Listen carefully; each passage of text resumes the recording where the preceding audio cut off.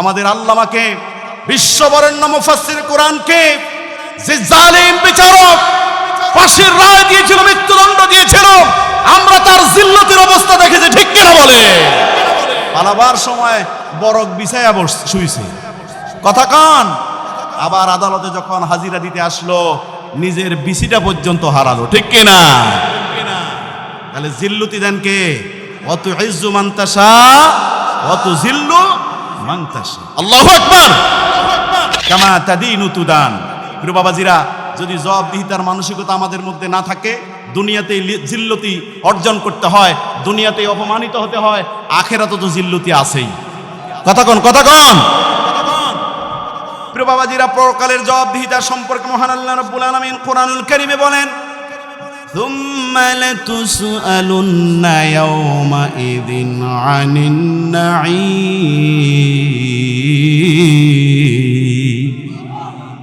অতঃপর সেদিন কিয়ামতের ময়দানে প্রতিটি নেয়ামত সম্পর্কে তোমাদেরকে প্রশ্ন করা হবে। তোমাদেরকে যেই নেয়ামতগুলো আল্লাহ দিয়েছেন যথাযথ ব্যবহার করেছো কিনা, এই নেয়ামতগুলো সম্পর্কে প্রশ্ন করবেন কে? কোনো প্রকারের ছলচাতুরি চলবে না, কোনো প্রকারের দুই নম্বরই চলবে না, কোনো মোবাইল আসবে না, টেলিফোন আসবে না, মন্ত্রী মিনিস্টার মামু খালু কেউ আপনাকে সহযোগিতা করার জন্য আসবে না। আরে ভাই, আপন ভাই তো পালিয়ে যাবে দুনিয়াতে। এখানে আল্লাহ তাআলা ভাইয়ের কথা আগে বলছেন, ইয়াউমা ইয়াফিরুল মারউ মিন আখিহি। ভাইয়ের কথা কেন আগে বললেন? মায়ের কথা না বলে, বাবার কথা না বলে। ভাই পালিয়ে যাবে ভাইকে দেখলে, কারণ ভাই তো দুনিয়ার ভাই। ছোট ভাই যদি খেলার মাঠে অন্যদের সাথে, সাথীদের সাথে ঝগড়া করে মার খেয়ে বাড়িতে আইসা কাঁদতে থাকে বড় ভাইয়ের সামনে, ছোট ভাই অপরাধ করে মায়ের খাইছে, বড় ভাই এটার দিকে তাকায় না। ছোট ভাইয়ের চোখের পানি দেখার সাথে সাথেই বড় ভাইয়ের শরীরের ভিতরে একটা কাজ করে, কে আমার ভাইকে এভাবে আঘাত করলো, চল দেখি তোকে কে পিটালো, কে তোমাকে আঘাত করলো, তার প্রতিশোধ এখনই গ্রহণ করব, বলে কি বলে না? এটা হচ্ছে ভাইয়ের প্রতি ভাইয়ের দরদ, ভালোবাসা। এটা আল্লাহ প্রদত্ত। সে অন্যায় করে আসছে, তারপরও সে ভাইয়ের প্রতিশোধ নেওয়ার জন্য বের হয়ে চলে যায়। যেই ভাই দুনিয়াতে ভাইয়ের জন্য এত পেরেশান, সেই ভাই কিয়ামতের ময়দানে সর্বপ্রথম পালিয়ে যাবে, ঠিক কিনা বলে? সুম্মা লাতুসআলুন্না ইয়াওমাইযিন আনিন নাঈম। সেদিন প্রত্যেকটা নেয়ামত সম্পর্কে তোমাদেরকে প্রশ্ন করা হবে। জোরে বলেন আল্লাহু আকবার।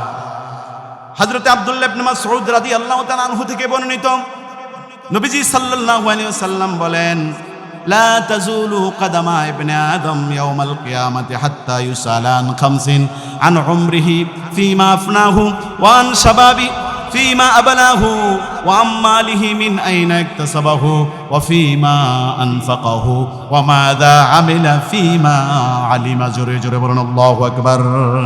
বিশেষ করে প্রত্যেকটা মানুষকে এই পাঁচটা প্রশ্নের জবাব দেওয়া ছাড়া আল্লাহর সামনে এক কদমও কিয়ামতের ময়দানে তারা আগাতে পারবে না। কয়টা প্রশ্ন? সবাই বলেন। প্রত্যেকটা মানুষকে কয়টা প্রশ্নের জবাব দেওয়া লাগবে? পাঁচটি প্রশ্নের পুঙ্খানুপুঙ্খ জবাব না দিয়ে একটি মানুষ একটা কদম লড়াতে পারবে না। নবীজি বলেন, তিরমিজি শরীফের বর্ণনা, হযরত আব্দুল্লাহ ইবনে মাসউদ রাদিয়াল্লাহু তাআলা আনহু থেকে বর্ণিত, রাসূল সাল্লাল্লাহু আলাইহি ওয়াসাল্লাম বলেন, সেই পাঁচটি প্রশ্নের এক নম্বর প্রশ্ন হলো আন উমরিহি ফীমা আফনাহু। জীবন সম্পর্কে 60 বছরের 70 বছরের এই সুন্দর জীবন আপনাকে আমাকে কে দিয়েছেন? আরো জোরে বলেন, কে?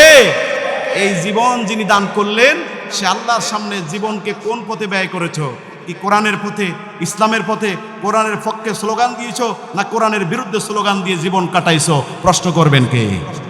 আমার বাবাজিরা, এই জন্য এক নম্বর প্রশ্ন হচ্ছে, এই যে জীবন দিলাম আমি, এই মহামূল্যবান জীবন, জীবনটাকে কোন পথে তুমি ব্যয় করেছো? ন্যায়ের পক্ষে না অন্যায়ের পক্ষে? আল্লাহর পক্ষে না আল্লাহর বিরুদ্ধে? জবাব নিবেন কে? দিতে হবে কাদের? আমাদের সকলকে, ঠিক কিনা বলেন? দুই নম্বর প্রশ্ন হবে ওয়া আন শাবাবিহি ফীমা আবলাহু। তোমার যৌবন কাল সম্পর্কে প্রশ্ন করা হবে। ও তোমার এই যৌবন কালটাই জীবনের মাহেন্দ্রক্ষণ। শৈশব, কিশোর, যৌবন, বার্ধক্য, এই চারোটা কাল মিলে হচ্ছে জীবন, ঠিক কিনা বলেন? প্রথম প্রশ্নের মধ্যে যৌবন আছে না নাই? হায়াতের মধ্যে যৌবন আছে কিনা? আবার আলাদা করে যৌবনের কথা বলার কারণ হচ্ছে, যৌবন যার, যুদ্ধে যাওয়ার সময় তার। এই যৌবন কালটা হচ্ছে মানুষের মাহেন্দ্রক্ষণ। এই সময় যারা ভালো কাজ করবে, এই সময় যারা ভালো কাজ করবে তাদের পক্ষে ভালো কাজ করা সম্ভব। আবার যারা মন্দ কাজ করবে তাদের দ্বারা বড় ধরনের মন্দ এবং অন্যায় কাজ করা সম্ভব। ঠিক কিনা বলে প্রিয় বাবাজিরা? এই জন্য আমাদের সমাজের আজকের যুব সমাজ, এখানে অধিকাংশই যুবকরা যদি সিদ্ধান্ত গ্রহণ করে, রায়পুরের যুব সমাজ যদি সিদ্ধান্ত করে রায়পুরে আর কোনো অন্যায় থাকবে না, রায়পুরের জমিনে আর কোনো চুরি থাকবে না, ডাকাতি থাকবে না, মাদকতা থাকবে না, টেন্ডারবাজি থাকবে না, অন্যায় থাকবে না, জুলুম থাকবে না, শোষণ থাকবে না, মুহূর্তের ভিতরে সমস্ত অন্যায়, সমস্ত শোষণ, জুলুম সব কিছু রায়পুর থেকে উৎখাত করা সম্ভব কি সম্ভব না? কথা বলেন সম্ভব কিনা? তাহলে আমাদের যুব সমাজ যদি সিদ্ধান্ত গ্রহণ করে কোনো মাদকতা চলবে না, নারী নির্যাতন চলবে না, ধর্ষণ চলবে না, ইফটিজিং চলবে না, দুর্নীতি চলবে না, চাঁদাবাজি টেন্ডারবাজি চলবে না, কোনো বাপের বেটা নাই রায়পুরের জমিনে চাঁদাবাজি করার মতো। ঠিক কিনা বলে হাজিরিন? আমাদের যুবকদেরকে আজকে ঐক্যবদ্ধ হওয়া দরকার। ঠিক কিনা? এজন্য আসেন, আপনার এই যৌবনকাল সম্পর্কে প্রশ্ন করবেন কে? ওয়ান শাবাবিহি ফিমা আবলাহু, তোমার যৌবনকাল। আমার প্রিয় বাবাজিরা, ভাইরা, তোমার মতো তো যুবক ছিলেন সেই ইউসুফ আলাইহিস সালাম, ছিলেন না? ইউসুফ আলাইহিস সালামের যৌবন, তিনার মতো সুন্দর পৃথিবীতে কেউ নেই। পৃথিবীর অর্ধেক সুন্দর যদি আল্লাহ তাআলা ইউসুফ আলাইহিস সালামকে তৈরি করেছিলেন, সেই ইউসুফ নবী জুলাইখা যখন তাকে খাস কামরা আবদ্ধ করলেন, ইউসুফ আলাইহিস সালাম সেই তরুণী রূপসী এবং রাজরানী তার সৌন্দর্যে আকৃষ্ট না হয়ে বরং আল্লাহর প্রেমে তিনি আকৃষ্ট হয়ে সেখান থেকে দৌড়ায় পালালেন। জোরে কোন সুবহানাল্লাহ। প্রিয় হাজিরিন, এই জন্যই রাসূল সাল্লাল্লাহু আলাইহি ওয়াসাল্লাম বলেছেন, এই যুবকদের জন্য যারা ঈমানকে, আল্লাহর উপর ঈমান রাখবে এবং যারা তার চরিত্রকে সঠিক রাখবে, পবিত্র রাখবে, তাদের জন্য আল্লাহ তাআলা আরশে আজিমের নিচে স্থান করে দিবেন। জোরে কোন সুবহানাল্লাহ। 7 শ্রেণীর যুবক মানুষদেরকে আল্লাহ তাআলা আরশের নিচে স্থান দিবেন। এর মধ্যে অন্যতম হচ্ছে শাবুন নাশআ ফি ইবাদাতিল্লাহ, ওই যুবক যেই যুবকরা তার যৌবনকালটাকে আল্লাহর ইবাদতের মাধ্যমে পার করে দেয়। সুবহানাল্লাহ। তাহলে ইউসুফ আলাইহিস সালামকে সেই বিপদ থেকে মুক্তি দিয়েছেন কে? জুলাইখা সবগুলো দরজা বন্ধ করেছে, ইন্টারন্যাশনাল মানের তালা, সেই তালাগুলো বন্ধ ছিল। তিনি জুলাইখার থেকে দৌড়াইয়া দরজার কাছে যাইতে না যাইতেই দরজাগুলো খুলে দিলেন কে? এজন্য কবি বলেন, মুসার মতো ঈমান হলে রাস্তা চলে সাগর জলে, ইউসুফের মতো ঈমান হলে একে একে দরজা খোলে। ইব্রাহিমের মতো ঈমান যদি আজও থাকে বিদ্যমান, অগ্নিকুণ্ডে থেকেও দেখবে খুবসুরতে ফুলবাগান। লিল্লাহি তাকবীর।